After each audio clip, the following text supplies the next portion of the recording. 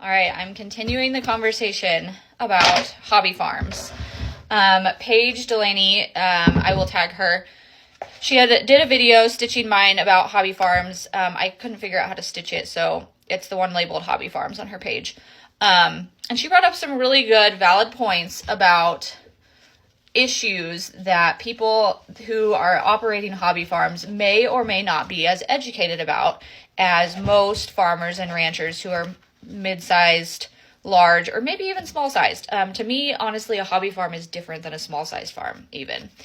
And I think the conversation's also being carried on over on Mary Jo Ehrman's page on Farming Without the Bank. And that's just one of the coolest things about TikTok is I don't know either of these ladies in real life. I've never met them. We come from totally different geographic areas, different backgrounds in agriculture, and we're here able to carry on this conversation about really important things, in my opinion, in agriculture. So thank you guys for adding to the conversation and being willing to openly discuss this topic. I think that's just, it says more than anything to me that we're able to discuss it than what we're actually saying about it. So anyways, back to the point. Paige brings up some issues that are really prominent issues in agriculture right now. Probably always will be, probably have been for quite a while, that she is questioning if hobby farmers really are educated about those issues enough to be involved in the agriculture industry. And thank you for bringing those issues to light, Paige.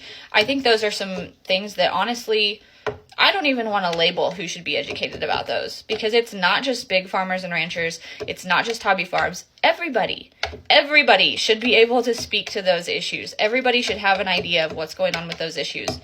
And I understand, not everybody is directly involved in agriculture, but if we're going to talk about where our food comes from, and if we're going to care as consumers about how our food is ethically produced and follows certain guidelines and all of that, then we need to understand the intricacies behind those issues.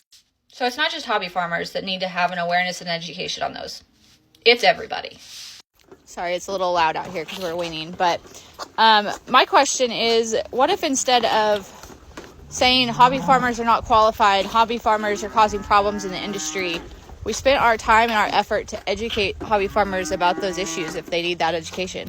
What if we spent our time saying, hey, welcome to the industry, here's what you need to know? Some of those hobby farmers might not want to stay hobby farmers. They might want to grow, and I want to welcome them with open arms. And if they do want to stay hobby farmers, then they're no competition for us. Like you said, they aren't going to be able to cash flow the amount of land to be competitive.